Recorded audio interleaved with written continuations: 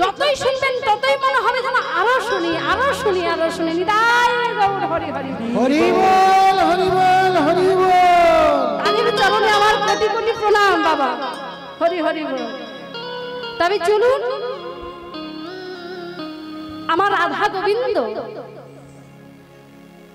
রাসলীলা অতি পরিশান্ত হয়ে তারা কুঞ্জ কুটির মাঝে রাধা গোবিন্দ আমার যুগলে শুয়ে আছে।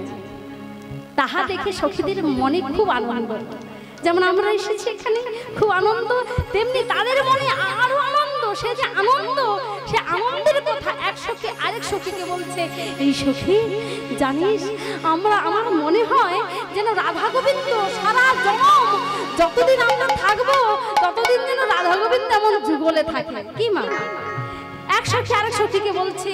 তখন ললিতা বলছে বিশাখাকে, এই বিশাখা কি বলছি? আরে তাদেরকে তো জাগাতে হবে যতই আমাদের কষ্ট হোক। কেন বলুন তো? আমার রাধারানী যে বিবাদিনীর ঘরে বসত করে গো। জটিলা যার শাশুড়ি, কুটিলা যার ননদী, সেই ঘর ছেড়ে এখানে এসেছে। তা প্রভাত হওয়ার আগে যদি না যেতে পারে তাকে কলঙ্কিনী বলবে না? কি মা? বাড়ির বাইরে কোনো রমণী যদি বাড়ির বাইরে চলে যায়, এই সমাজ তাকে কলঙ্কিনী বলে। যারা গরিব, খেতে পায় না, দুটি অন্ন সেবার জন্য ঘর ছেড়ে তারা পথে বেরিয়ে যায়, তাদেরকে সমাজ কি বলে? বেশ্যা। হ্যাঁ, 2 টাকা রোজগার করার জন্য পেটের দায়ে তারা বেরিয়ে পড়ে, কিন্তু কলির মানুষ, সমাজের মানুষ তাকে বেশ্যা বানিয়ে দিয়েছে। আর যারা সিনেমা করছে, সিরিয়াল করছে, দেখুন সিনেমায় দেখুন ছোট ছোট পোশাক পরে সিনেমা করছে, তাদেরকে মানুষ, আমরা কলির মানুষ, তাদেরকে আমরা নায়িকা বানিয়ে দিলাম। হাইরে কলির মানুষ আমরা এখনো মানুষ চিনলাম না। তাদেরকে নায়িকা বানাচ্ছি, ছোটখাটো পোশাক পরে এই সমাজটাকে একদম কি করছে? নিচের দিকে নামিয়ে আনছে, নিচের দিকে নামিয়ে আনছে। তাদেরকে কলির মানুষ দেখবার জন্য কত ভিড়, কিন্তু ভগবান বসে আছে, তাকে দেখবার জন্য ভিড় নেই। যেখানে দেখবেন রাধা কৃষ্ণের মন্দির, খুব বড় মেলা, রাধা কৃষ্ণের মন্দিরের সামনে কতজন ভিড়, বেশি লোক থাকে না। দেখবেন সিরিয়ালের নায়িকাকে আনছে, সেখানেই ভিড়। কেন? বলে তাকে দেখলে কাজ আছে, ভগবানকে তো সারা জন্ম দেখি। ওরে ভগবানকে দেখ, তারপর দেখতে যাবি, তাকে দেখলে তুই উদ্ধার পাবি না, তুই নরকে চলে যাবি। কেন? ভগবান বলছেন যে সব কলির জীব আমাকে ছেড়ে যারা অন্যদিকে চলে যায়, তারা কখনো আমার চরণ পায় না। ভগবানের কাছে যেতে গেলে ভগবানকে ভক্তি বলে তাকে ডাকতে হবে, তার কাছে যেতে হবে। যদি ভক্তিটাই না থাকে, ভক্তিটাই যদি না থাকে, ভগবান আপনার কাছে আসবে? এটা করলে হয় না। সমাজে এত চলছে, এত কিছু হচ্ছে, তবু মানুষ আমাদের চেতনা ফিরছে না যে আমাদেরকেও ভগবানকে ডাকতে হবে। বাড়িতে আড্ডা না দিয়ে সেই পাড়ার মধ্যে কিছু 4-5 জনকে সঙ্গে নিয়ে যদি হরিনাম করা যায়, তাতে আপনার বড় উপকার আছে। তা থেকে উপকার আর কিছু হতে পারে না। তাই এক সখী আরেক সখীকে বলছে, ওরে সখী, রাধা গোবিন্দকে না জাগালে আমাদের রাধা রানী যে কলঙ্কিনী হয়ে যাবে, তাকে দ্বিচারিণী বলবে, কুলনা বলবে, আমরা তো তা হতে দিতে পারি না। ওরে সখী, আমাদের জাগাতেই হবে। তাই বৃন্দা এসে বলছে, কথা না বলে রাধা গোবিন্দকে জাগানোর চেষ্টা কর। তাই আজ সব সখী মিলে রাধা গোবিন্দকে জাগানোর চেষ্টা করছে। কেমন ভাবে? সবাই মিলে আজ আমরা জাগাবো। সবাই মিলে হাত জোড় করুন, সবাই মিলে বলবেন কি? জাগহু বিশ্বভানু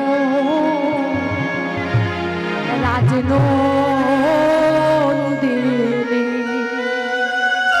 মহান যুবা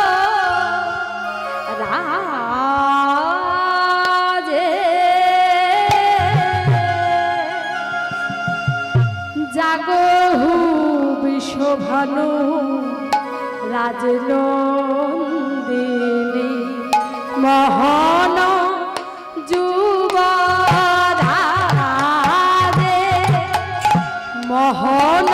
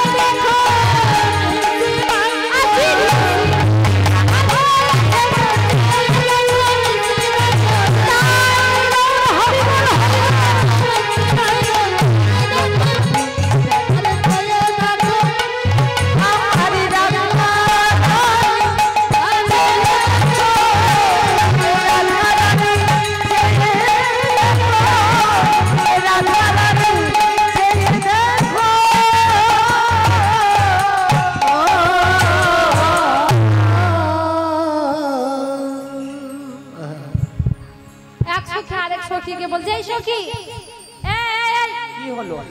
আর ভালো লাগে না। কেন?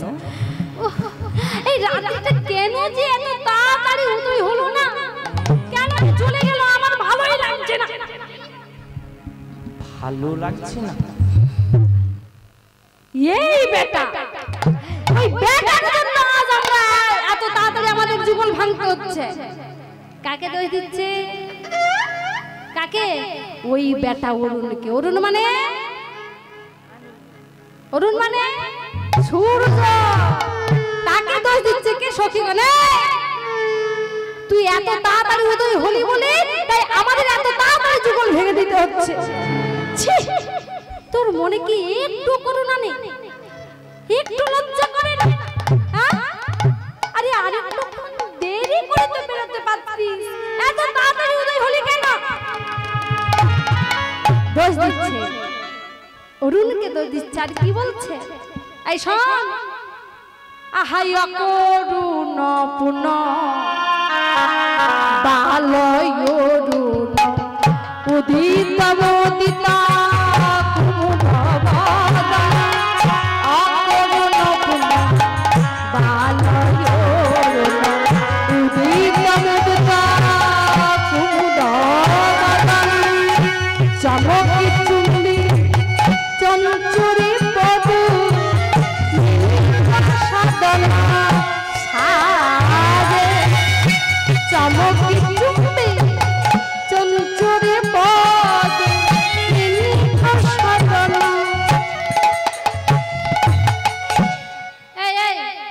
অসময়ে কেন উদয় হলি রে? কেন উদয় হলি? তুই আগে হয়েছিলিস, এখনো হলি। পুনো পুনো কথার অর্থ মানে আগে হয়েছিল। তা আমার কখন হয়েছিল উদয় মনে আছে? যখন রাবণ লক্ষণকে শক্তিশাল বিদ্ধ করেছিল, মনে পড়ে? লক্ষণ মাটিতে লুটিয়ে পড়লেন, রক্ত বেরিয়ে যাচ্ছে ঝরঝর করে। রামচন্দ্র প্রভু কি করবে কিছুই বুঝতে পারছে না। কত কবিরাজ এলো, কত বৈদ্য এলো, কেউ কিছু করতে পারলো না।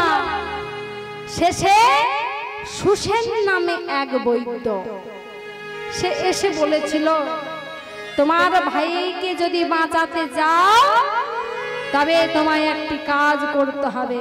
বলে কি কাজ? বলে যদি বিশল্যকরণীর রস যদি ওই ক্ষতস্থানে লাগাতে পারো তবেই তোমার ভাইয়ের প্রাণ তুমি ফিরে পাবে। সেটি আনতে গেলে 18 বছর সময় লাগবে, তবে এক রাত্রির মধ্যে ওটি আনতে হবে। যদি সূর্য উঠে যায় তবে আর ওই রস কোনো কাজে লাগবে না। কে গিয়েছিল? পবন পুত্র হনুমান। প্রভুর চরণে আছাড় রেখে বললেন, প্রভু আপনি যদি আমায় কৃপা করে, আপনার আশীর্বাদ যদি আমার মস্তকে থাকে আমি ঠিক পারবো। তাহলে আনতে গেলে কোথায় যেতে হবে? গন্ধমাদন পর্বতে। তা সেখানে পর্বতে গিয়ে মা দেখতে পাচ্ছে না বিশল্যকরণের পাতা। কি করলেন? পর্বত সহ তুলে আনলেন। দেখলো সূর্য প্রায় উঠবে উঠবে, এসে বলছে চলে এসো, তোমায় একটু আলিঙ্গন করি। আলিঙ্গন করবার নাম করে একদম দাবাতে চেপে রেখেছে। বলছে সেই সখীগণ বলে, তখন উদয় হয়েছিলি আবার এখনো উদয় হলি, তোর কি মনে করুণা হয় না? হ্যাঁ, এত তাড়াতাড়ি আমরা যুগল ভেঙে দেব?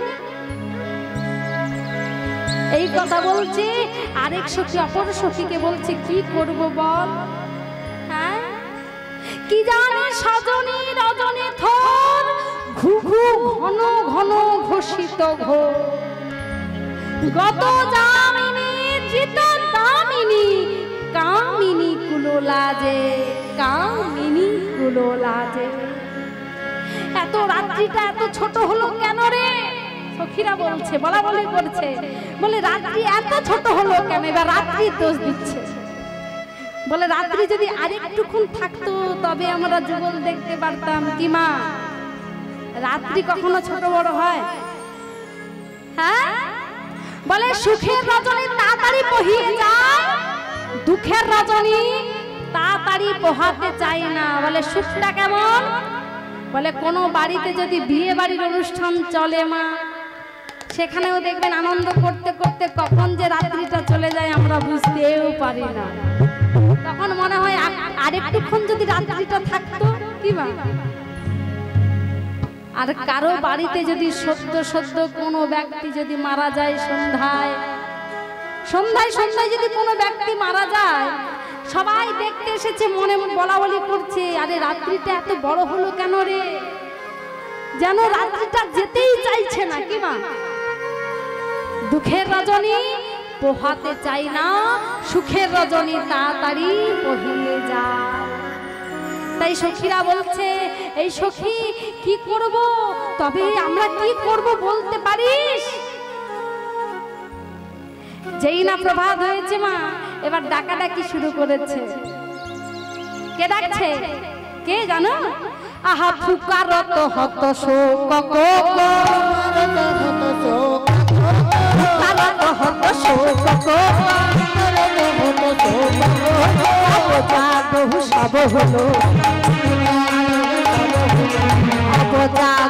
সব হলো,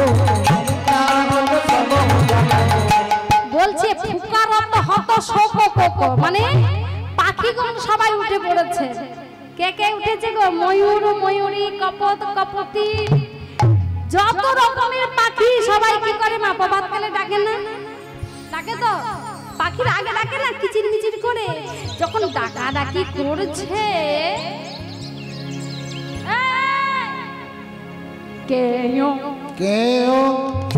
ময়ূর ময়ূরী বলছে কাকে? বলে কে গোল করো কে, গোল করো। এত গোল কিসের ওখানে?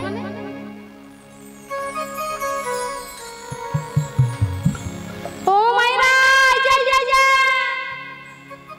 আমি দেখতে পাচ্ছি গল্প চলছে, জমিয়ে গল্প চলছে। ও মাইরা দেখুন, যত গল্প তো কীর্তন আসরেই হয়। হ্যাঁ, কত রকমের, তুমি ভালো আছো, আমি ভালো আছি, কত গল্প। তবে কি জানেন, এই গল্পটা যদি ভগবানের জন্য হতো না, মনে হয় সবাইয়ের জন্য ভালো হতো। কি মা? হ্যাঁ, আপনাদের না, আপনাদের বলছে না, বলছে কে কে? ময়ূর ময়ূরী বলছে কে? বলে গোল করো কে, বলে গোল করো কে, গোল করো কে, গোল করো কে, আয়ন বনে দেও, গোল করো কে, আয়ন বনে দেও, গোল করো কে। এই এই এখানে কিসের গোল রে? জানিস না আমার রাধা গোবিন্দ যুগলে শুয়ে আছে? চিৎকার করে তাদের ঘুম ভেঙে যায়। বলছি এখান থেকে তোরা চলে যা। কাকে বলছে? কপত কপতি। কপত কপতি কে গো? পায়রা, পায়রা, পায়রা পাখি দেখেছো তো? হ্যাঁ হ্যাঁ, পায়রা দেখেছি। সুখের বাড়িতে পায়রা চাষ। হ্যাঁ, বলছে পায়রা, যখন পায়রাকে বলছে কে গোল করো কেন, গোল করছো কেন এখানে? এবার পায়রা বলছে বককম বককম বককম বককম বককম বককম বককম বককম বককম বককম বককম বককম বককম বককম বককম ভালো নয় তোমাদের রকম সকম বককম বককম বককম ভালো না তোমাদের রকম সকম বককম বককম বককম। একদম রকম সকম ভালো না। তোমরা জানো না আমরা হলাম পক্ষী জাতি, আমাদের কাজ হলো প্রভাতকালে ডাকা। তুমি বলছো আমরা চিৎকার করছি, তাই বলছি বককম কোনো কথা হবে না, কোনো কথা হবে না। ময়ূর ময়ূরী ভাবছে এরা কি ভেবেছে রে, যখন বলছে তোমাদের কথাই হবে না। কে বলছে? কপত কপতি। কপতি মানে স্বামী, আর কপত মানে স্বামী, আর কপতি মানে স্ত্রী। এবার স্ত্রী স্বামীকে বলছে এই যে তোমার লজ্জা করে না? না, হ্যাঁ একদম লজ্জা নেই। ঠিকই তো বলেছে, তুমি একটু চুপ করে থাকো না, তুমি এত চিৎকার করছো না।